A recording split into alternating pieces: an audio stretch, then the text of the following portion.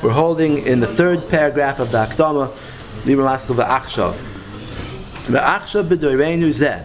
Today in our generation, Ein tzrichim l'chapes u'levakish v'matmoinim. We don't have to search in secret places to look for es ha'ava and shehevi aleinu tzara hazois, to look for the sin that caused the tragedies of our times. Ki hu gali mefurish b'divrei Chazal, because it's openly stated in Chazal, sheyigidu lanu zois b'ferish, that they tell us this openly, shalom du mikrai, they learn out from Sukkim Shal Yudei Havar al Shvuos, that because of transgression of the Shal Shvuos, Shalilalos B'choim, not to go up and with large numbers of Yidden to Eretz Yisrael. We'll see what that means. Siman Yud, Mitzvah Hashem.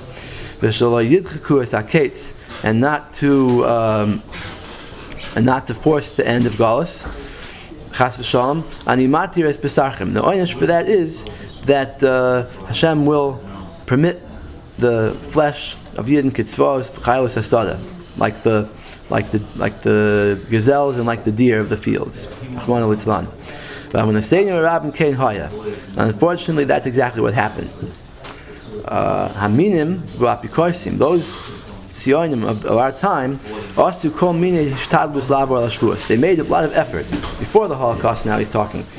Even though it didn't actually happen, they didn't actually make a Medina before the Holocaust. Yeah, that's what I don't understand. What's shver here is the Rebbe is going to have to explain how the Aveir was done before, right? The Holocaust happened before Kamas Medina, and it happened in Europe. But they're already starting. They're already starting the whole idea. But it was started. It's already present. So they did a lot of hishtadlus to be over. And today they're much worse, and nothing is happening to them. It's the Arabs. Well, Hashem has Rahmanis until this point. Baruch Hashem.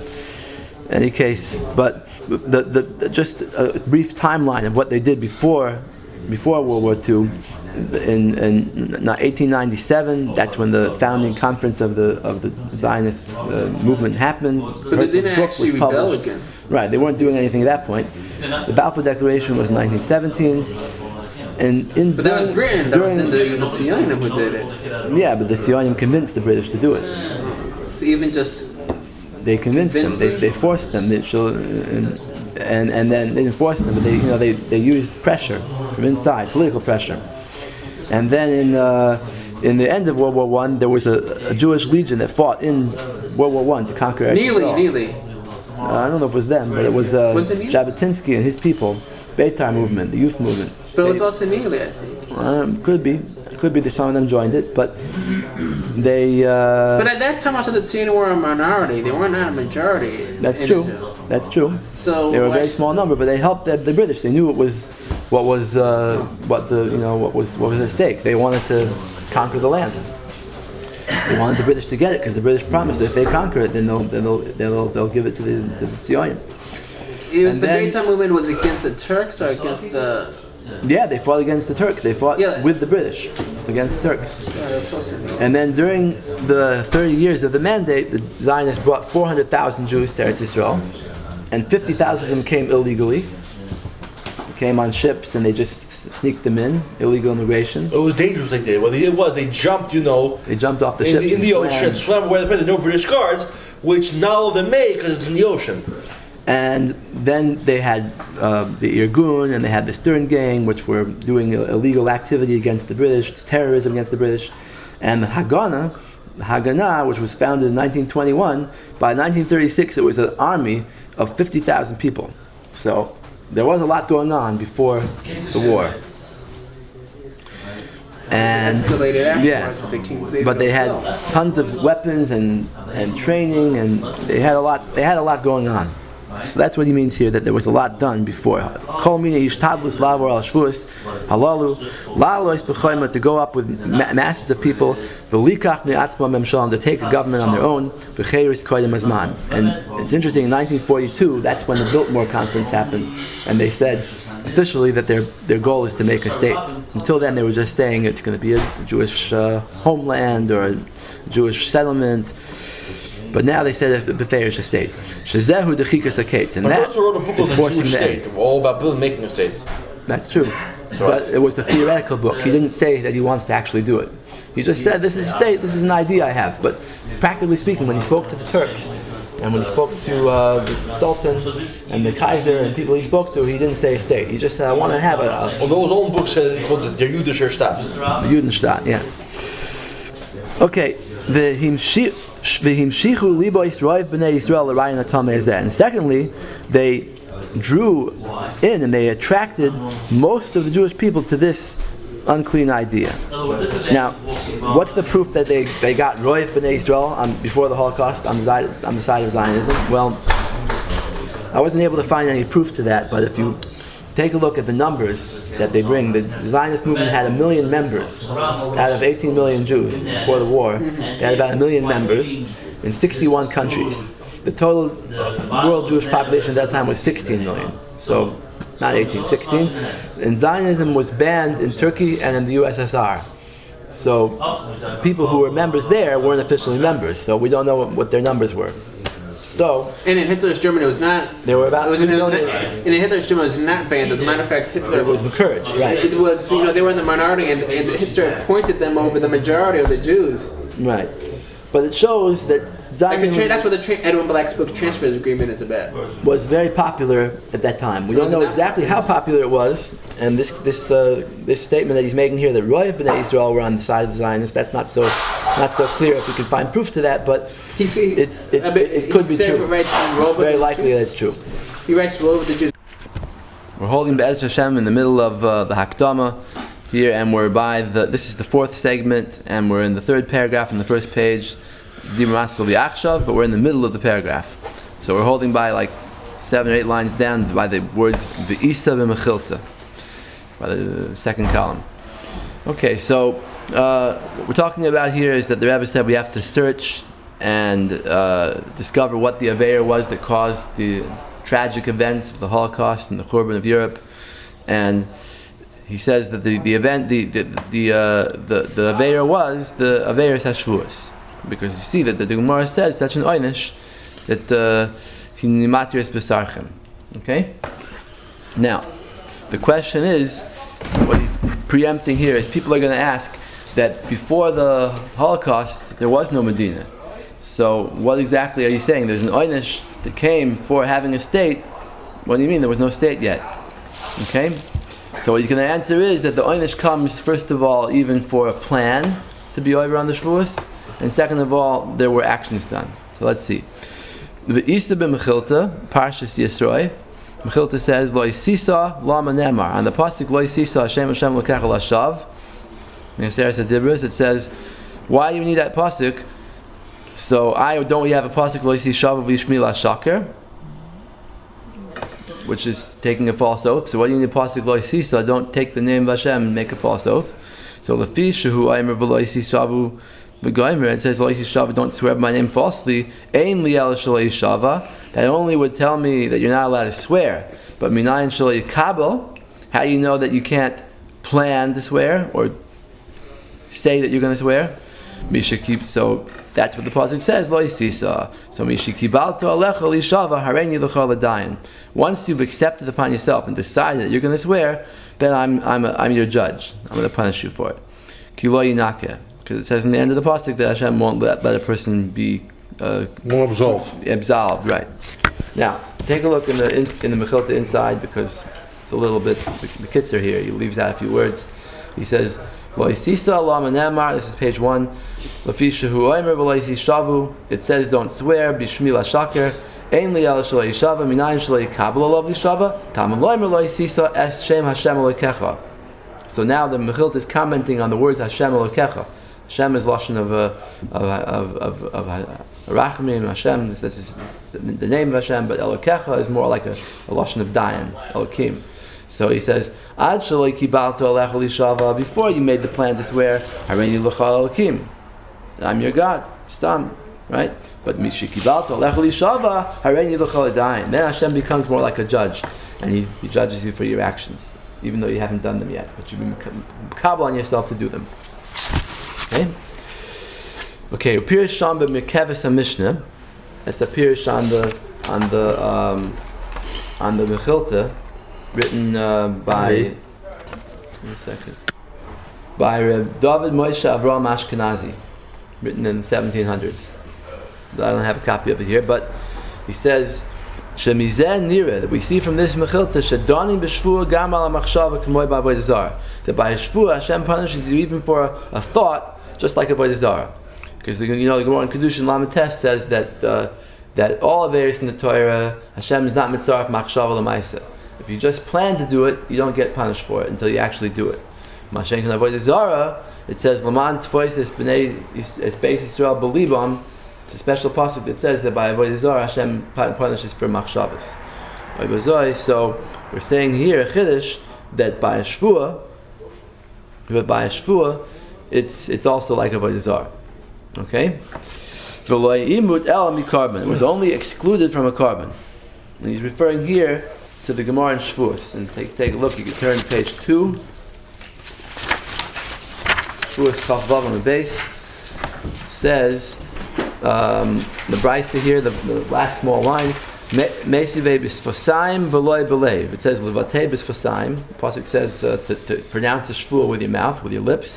So bisfasaim, the Gemara darshans v'loi belev, but not in your heart. Gomer beliboy minayin. How do you know in the case when you decided to make a shvuah? How do you know then? Pasuk says that you have to actually say it, but Gomer beliboy is not enough. So the Gemara asks, Hagufa kasha. Amra, you said bisfasaim v'loi belev. That is, we darshan from the pasuk bisfasaim to tell you that the shvuah made inside your heart without saying it out with your mouth is not called a shvuah. Then you say afterwards, Gomer b'liboy minayin. How do you know that if you just thought that's not called a shvuah? So what do you need two droshes for the same thing?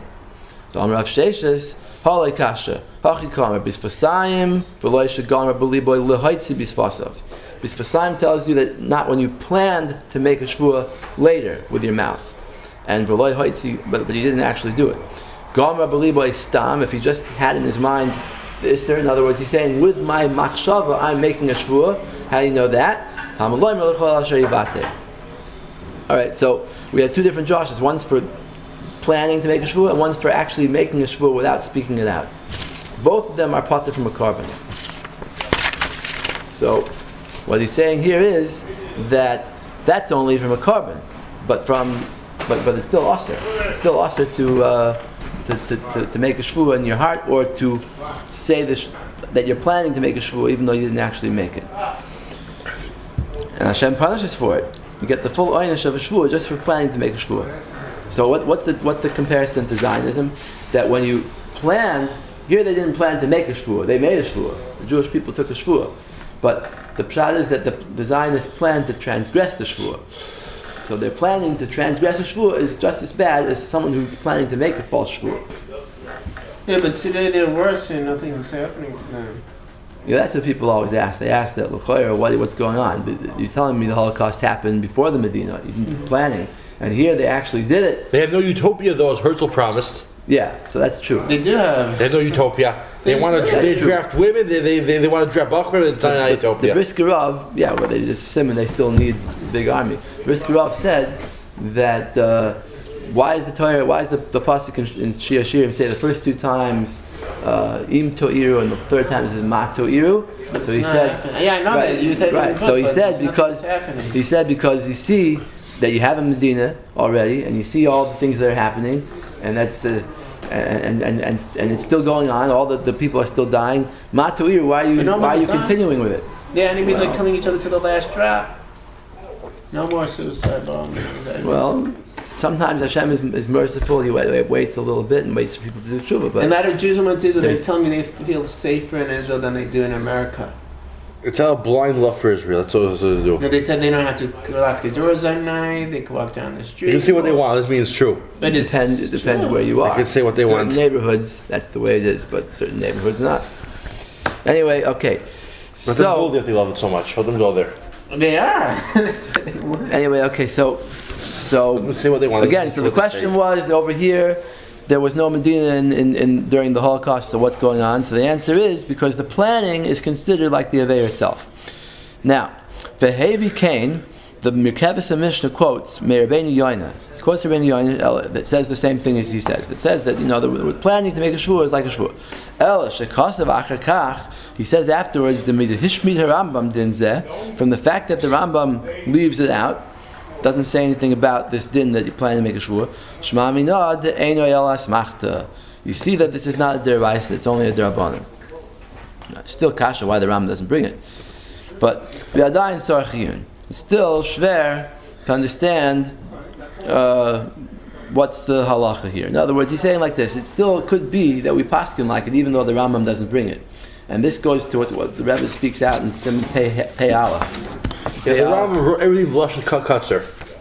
Yeah, but that's not what he says. In Pei Aleph, he says like this. Let's just turn to Pei Aleph for a minute.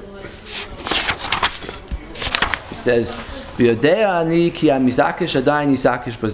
after spending most of the sefer explaining why the Rambam didn't bring the Shalosh Shvuos, but he brought them in a different way, and he explained that, that he didn't have to do tshuva before the gula. So he says, Adayin Yizakish. Everybody who's a Tziyoni is still going to be stubborn about this, and they're still going to say, Lamaisa, the Rambam doesn't bring down the Shalosh Shvuos. You see, Ad Yoyim Hazeh, that's one of the main arguments they make. The Torah should not bring it down either. Right. Yan she'ein mevur behedya b'sefer yad Shalosh Shvuos. Ukvar veisim midivri harash v'arivash she'enam yoyim loichim. Oh, so he says, I brought down the Rosh and the Rivash say that ignorant people open up a Rambam, think they can paskin from it, and they're pasking the exact opposite of what the Rambam held. So einam yoyim loichim medivrei Rambam hepich dvarav, befrat kishiyesh negia atzuma, especially when they have a bias. Lois nakshurim ma'od b'oisa taiva hamruba shevedereinu lios amim memshal gechol agoyim. People who have a desire to be Zionists, they're going to go and learn the Rambam the opposite. Okay. But Lamaisi, you still have to answer the stubborn people. So he says like this: even if it's not explicit in the yad of the Rambam, you still can't throw away the Rambam's tshuva, which is the Yigeres Teiman, where he says. But they throw it off saying you had every word just for fun. Okay. Then he goes on and says that other points can bring it down. He says. The Rashbash brings it down, the Rivash does. Right.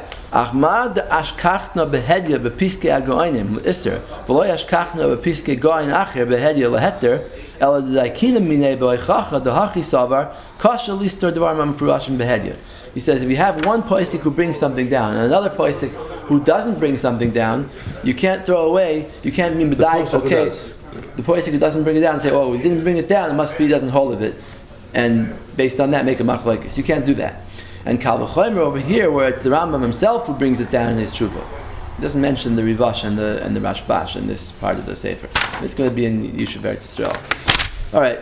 So basically, back to what we're saying here, that he's saying that if the Rambam doesn't bring down this thing about planning to make a shvua, and the Rebbeinu Yoina does, it doesn't prove that we don't paskin like Rebbeinu Yoina. Could be the Rambam holds of it too. He just doesn't bring it. You can't. Besides, there are much more halachas out there besides the Rambam. Right. Because they argued, you know what the said? They argued, the Rambam said, after you read the Yad, you'll never need another sefer again. That's your argument. But does the Rambam say something like that after you read it, you'll never need any other sefer? Yeah, there is such a Rambam, but it doesn't mean that we paskin every single thing like the Rambam. And even if you do, then the Rambam could have been soymach on a diak that you didn't get. Maybe you didn't understand it properly. Right. If you just learn the Rambam, you can't say, okay, it doesn't say something, so therefore I'm not going to do it. Yeah, so that's what the Russian Rivash said against such ignorant people. Yeah, they take the opposite of the Rambam. Yeah. Okay. Anyway, loy eis laharich b'zeh. It's not time here to be ma'arich about this. And what he means is, look in Simon Pei Aleph. He's going to talk about it more. Okay. All right. Next, ulam be'inyan zeh. Wait, who brought the psag that Amachshav is like Maisa? It's the Mechilta. And the Mekabes and Mishnah is the Pirush on the Mechilta. Sure.